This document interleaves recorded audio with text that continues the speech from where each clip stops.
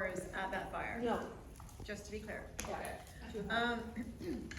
However, I would like to say, instead of the s'more conversation, I would like to say, Sandra, everybody in this room has a connection to you. And we thought, in appreciation of all you do, and all you have done for people and forests and Moose. families and neighbors and your community, we just all like to go around and say either how we first met you or an anecdote that stands out that involves you. Do you want to start, Kate? Oh, sure. Okay, I'll start. So, I'm gonna stand up so you can see. Well, some of you heard this, so. I met Sandra in New York City, because, you know, Sandra and I hang out there. We don't. There was a conference in New York, and it was many years ago, and I was going for Explore magazine to accept an award for Explore magazine, and Sandra was accepting an award for herself. And I got on the plane with my luggage from Toronto to New York. I arrived in New York, no luggage. I was wearing crappy sneakers, purple sweater, the picture of sartorial elegance with jeans. I get up, we're at the Waldorf Astoria Hotel. Okay, I'm not kidding. Get up there, there's no time, it's right to the awards ceremony. I'm like, roll with it. So I stand up there, and the women from Elle Canada, very elegantly attired, right in the front row. So I stood up and I said, thank you on behalf of Explore magazine. Clearly, I'm from Explore magazine, Canada's outdoor adventure magazine. And I hear this laugh, this fantastic laugh, and I look over and it's Sandra. And anyway, long story short, we then got together, laughed about it, and she took me to Macy's so I could have clean underwear. And she knew how to get there. I had no idea. It took me to Macy's, and that was it. And we've been Facebook friends ever since. And so thank you, Sandra. Esther, do you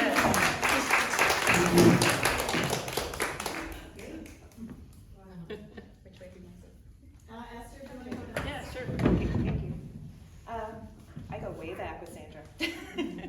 I worked at Carleton School, so I was there when her children went to Carleton School. That was the first time I saw Sandra and Barry, and there's just something about Sandra. It was the way she was parenting her children that stood out, how her children talked lovingly about their parents at school, and you knew it was a solid, good family. And then through that, we got all the news from the kids about the gardening adventures that she was starting and how beautiful that was, and everything she did inspired us.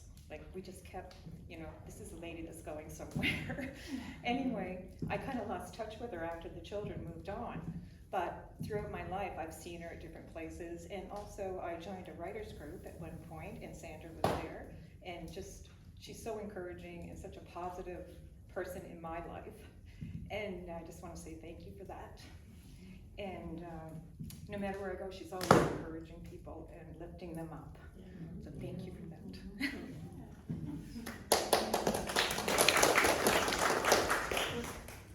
Gloria? Sure. I met Sandra when I walked up those stairs out there and walked in here, I think, or maybe I met you outside to physically meet you.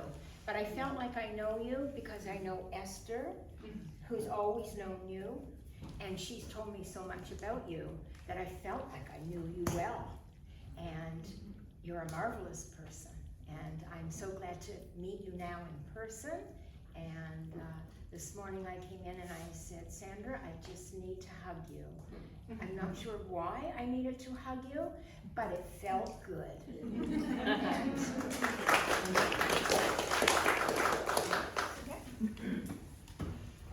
So I think, Sandra, we first met when I would have been in grade 7, and your son Luke was in my class, and you were kind of the mysterious, sort of hippie, like cool parents in like the class, and other people would talk about, oh yeah, I went over to Luke's house and da da da. and they always talked about the cider pressing parties that you guys would have, and I think it was when I was in grade 8 that I finally got to go to one, and it was just a beautiful day, and you were so welcoming, and your home was just so inviting, and it was just lovely, and to this day, that's exactly how you are, and clearly from everyone's stories, that is just who you are, and yeah, I just appreciate you so much.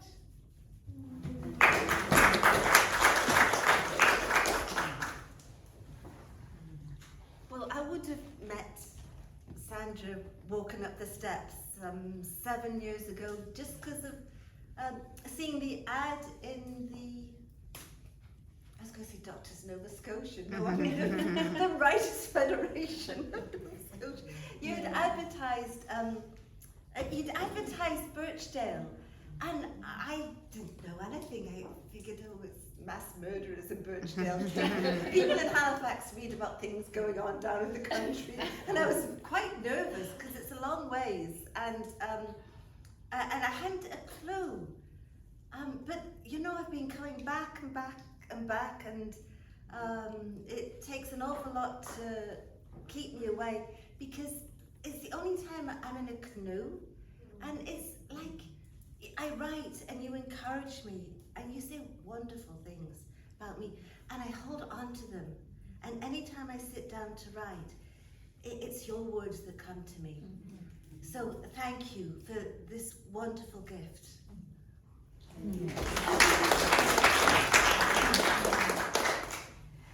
Well, I think my story goes back to about 2006. I had kind of toyed with the idea of writing and had mentioned it to a good friend of mine who at the time lived in Lunenburg. And she had been a writer for quite some time. And she gave me a call and said, I'm going to a 2-day workshop on memoir writing at the Lunenburg Academy, given by Sandra Finney. And I've been to one of her workshops before, and she's fabulous. I think you should come down and join me. So I loved the opportunity to spend some time with these really dear friends of mine. I loved visiting Lunenburg, so I jumped at the opportunity, took a couple of days off work, and made it an extended weekend, and went to that 2-day memoir writing workshop at the Lunenburg Academy, and was hooked. She hooked me on memoir writing, absolutely. So I also have to thank Sandra, because I've had ongoing contact with her and attended a number of retreats that she has facilitated and a number of her workshops. And she was instrumental in helping me arrive at the structure for my book, which is now an award-winning book, thanks in part to Sandra, for sure. So she's mentioned in my acknowledgements, and I've really, really cherished the collaboration and the friendship that we've developed over the years. Do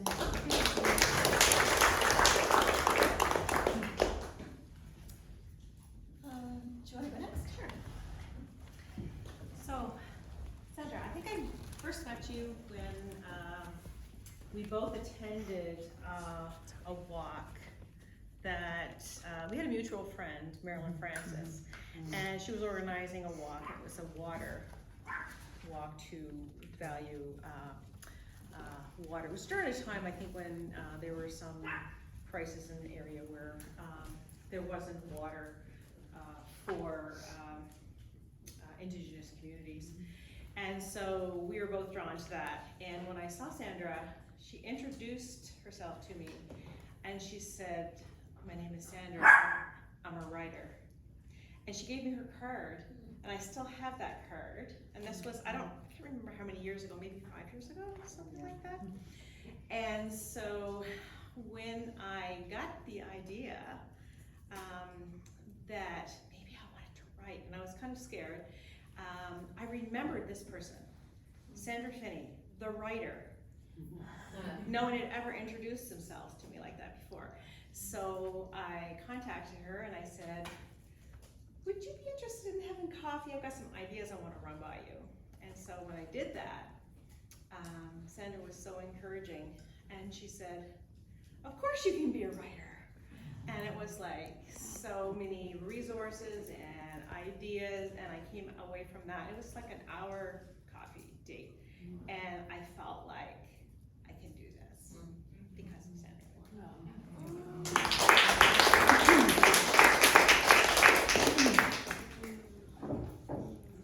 Me? Okay. When you live around here, sometimes you know of Sandra long before you know Sandra. And I don't really remember a time when I didn't know of her, because when I went to school, you were this school phys ed teacher that was there, that existed kind of. And I can't really remember exactly what time, when I got to know you a little more. It may have been those writers' workshops that spawned the group, the writers' group. But it seems like we've attended quite a few things together, and you've pulled me into your orbit. Yeah, and one of your big admirers. You're the kind of person that they make the joke about. If you're standing up with the Pope, people say, "Who's that up there with Sandra Finney?"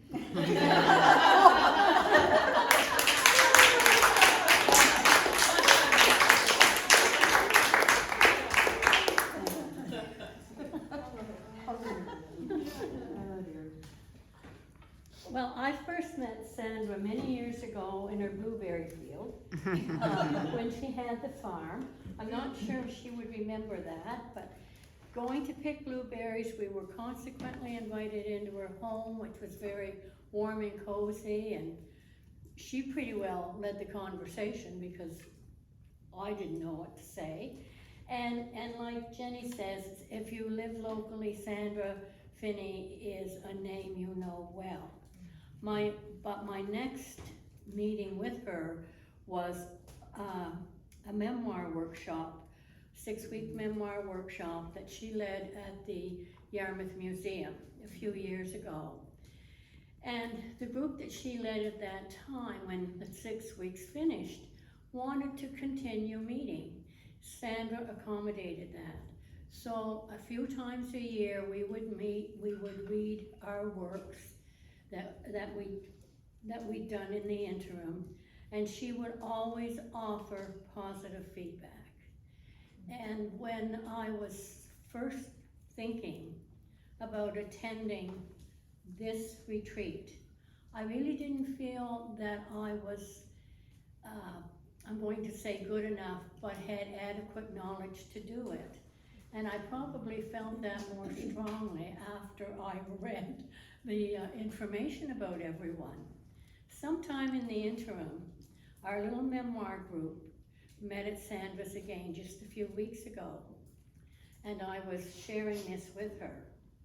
And she looked at me in the eye very earnestly and said, "Vicki, you are a writer. You are not just whatever." And that was very validating. The other thing, I guess, main other thing I would say about Sandra is I admire the way she has the energy to completely embrace life in whatever she is doing. And I envy you for that.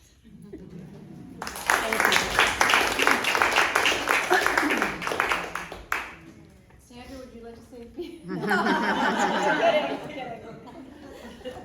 I do like the way that your face matches your dress. We love you.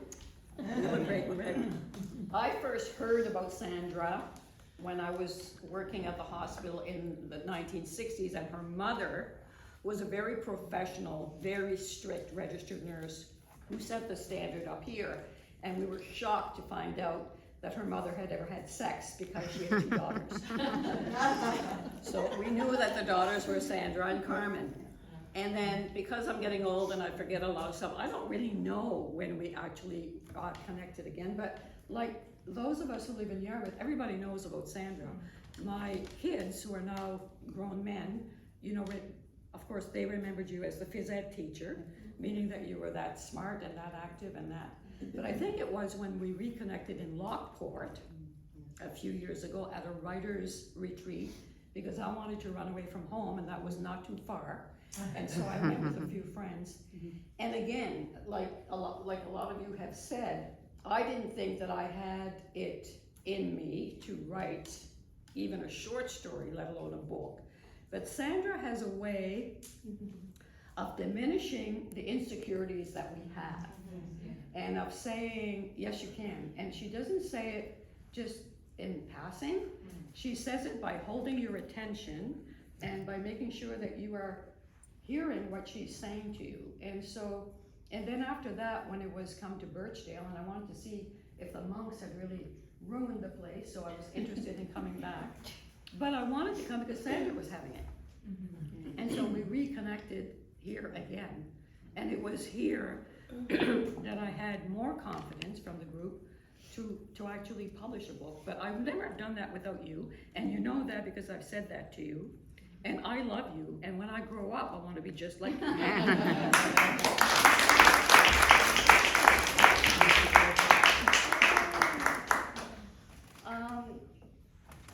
I retired from 28 and a half years from teaching and working for a district office in Fredericton, and started this crazy travel blog. Just threw it out there and started trying it. And for some crazy backdoor reason, I got invited to a Travel Media Association of Canada Atlantic chapter press trip, and literally felt like I really shouldn't be here. I've stuck in the back door. Like, I got this invitation through a crazy way, and I really felt unworthy of being there at that group. And so I was trying to conduct myself very professionally so I looked like I belonged, but inside I was, you know, a little bit terrified. And I was trying to go around, and a lot of the people I see here, some of the people I see here were there. And Pat and Heather both were there. But I tried to go around and hold myself professionally. I didn't have business cards yet or anything, but I shook people's hands and introduced myself and tried to fit into the mode. And I went over to Sandra and stuck my hand out to introduce myself to her, and she went, she pushed my hand away and just embraced me with a big hug. And yeah, like that moment of just feeling like it's okay. I needed it, and it was like, okay, you do belong here. And ever since her, Pat, like all three of you, but yeah, you've given me wings. And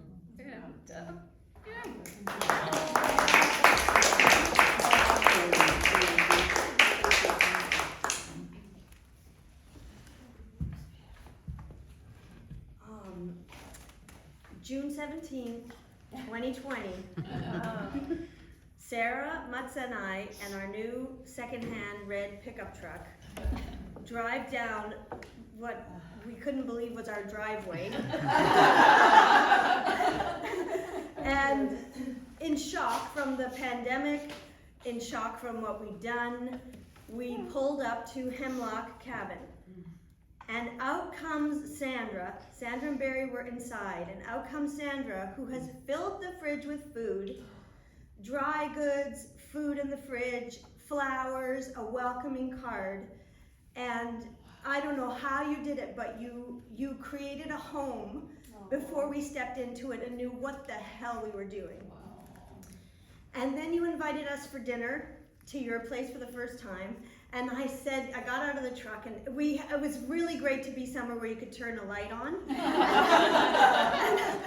I got out of the car, and I said, thank you so much for inviting us for dinner. And she said, oh, don't worry about it. I want to make sure I can be at Birchdale for the rest of my life.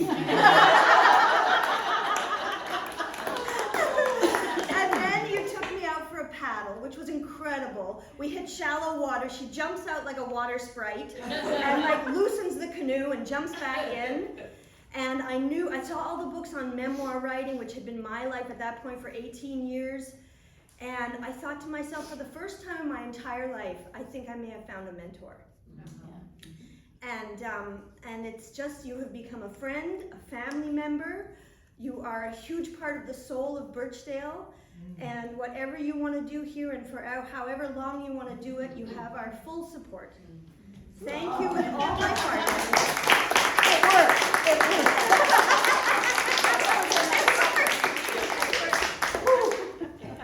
Perhaps got a recording of that. Yeah.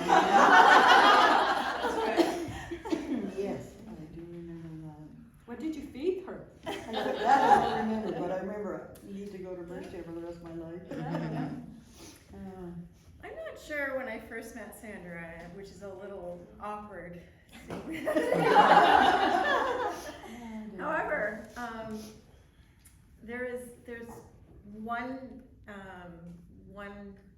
time in particular that stands out.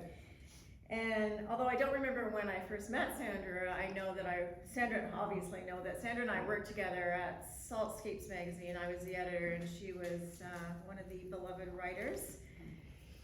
And one year, she and I and another person, there were 3 finalists for the best magazine category, or in the best magazine category, at the Atlantic Journalism Awards. And I had edited your story and written my own, and they were vying for, and I don't know who the third person was. What's her name? Yeah. Sandra won, and I jumped up and I was going, yeah, yeah, yeah. And my husband grabbed me and sat me down and he said, "You didn't win." I said, "Yes, I did."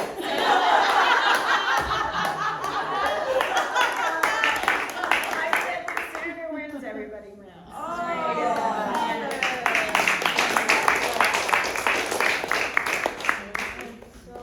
I just have a little token of our appreciation. We need Josie and Pat. We need Josie and Pat. That's right.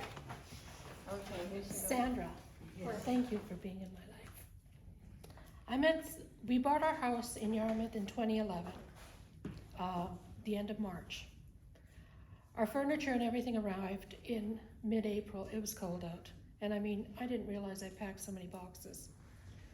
About 3 weeks later, I'm at the museum for an art thing, and Sandra was there.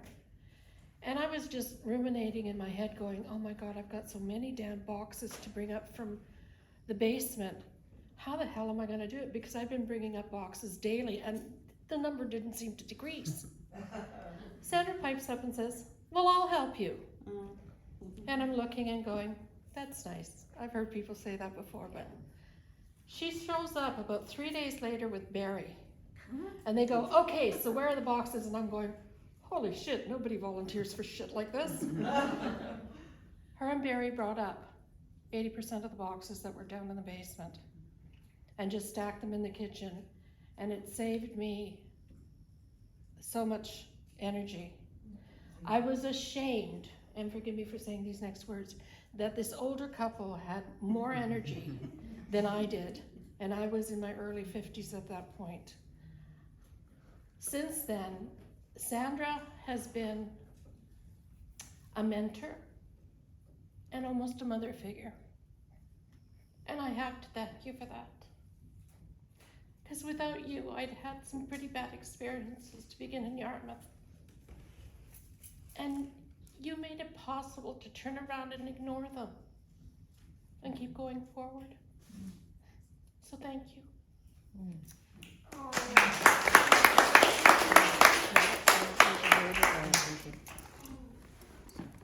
Well, I haven't known Sandra as long as some of you. I'm somewhere between Corrine and Heather, I think, in the chronology of it. I actually don't remember how we first met Sandra. It was something travel writing related, and I know I ended up at one of your travel writing weekend sessions, which I learned a lot and has been invaluable ever since. And then I got invited to Birchdale somewhere along the way, and you know, like many of you, she's been such a great guide in Travel Media Association, which I've become more involved in, and Sandra practically founded the organization, I think. And in my writing and in my, you know, just how do I do this crazy thing called travel writing, and then just life, you know, just stuff we stuff we get involved in. And I know I can always pick up the phone, or I can email, or I can That's if she's not off with those other old women paddling, as Barry would say. Sometimes I can get her on the phone, but you know you can always approach Sandra, and if she can help you, she will. If she can't, she can probably name 10 people, other people who can, and it's been a lot of fun to get to know her better over the years and go to Yarmouth and hear people in Yarmouth talk about this Sandra Finney, you know, but to know exactly who they're talking about and, you know, call her a friend. So I feel very fortunate to say that. So thank you.